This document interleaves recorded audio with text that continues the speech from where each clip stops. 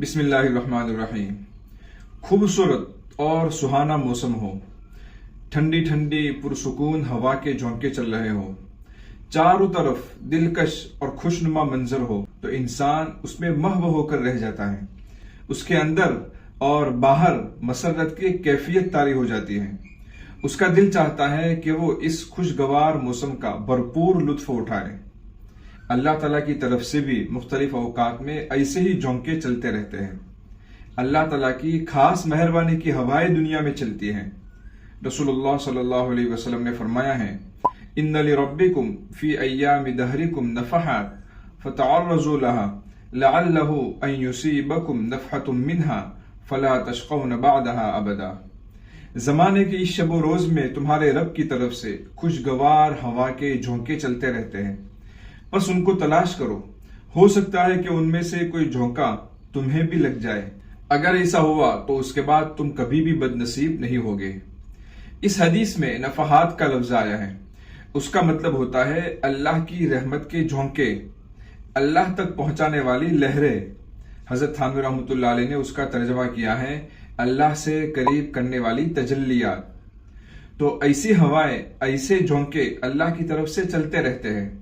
جس بندہ نے ان میں سے کوئی جھونکا پا لیا وہ ہمیشہ کے لیے خوش نصیب ہو جائے گا، پھر وہ کبھی بد نصیب نہیں ہوگا۔ ابھی ذوالحجہ کا مہینہ شروع ہو گیا ہے۔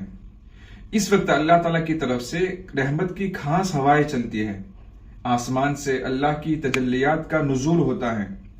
یہ پورے سال میں نیکیوں کا سب سے بڑا سیزن ہے، یہ جنت کمانے کا موسم ہے۔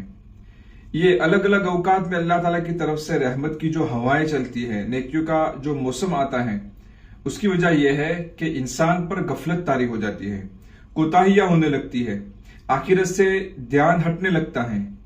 غفلت کی اس زندگی سے نکالنے کے لیے اور نیکیوں کی رغبت اور آخرت کا شوق پیدا کرنے کے لیے یہ نیکیوں کا موسم اور اعمال کا سیزن آتا ہے۔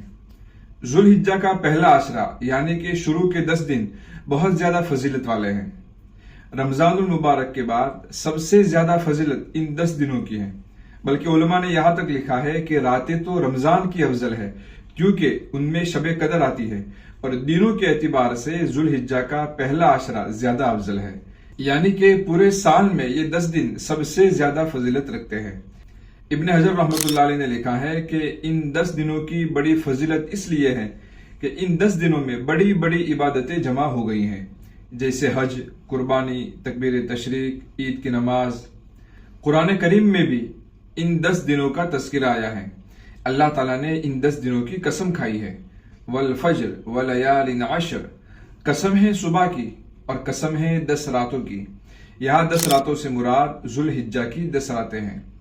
ان 10 دنوں کے فضائل کے بارے میں متعدد احادیث وارد ہوئی ہے۔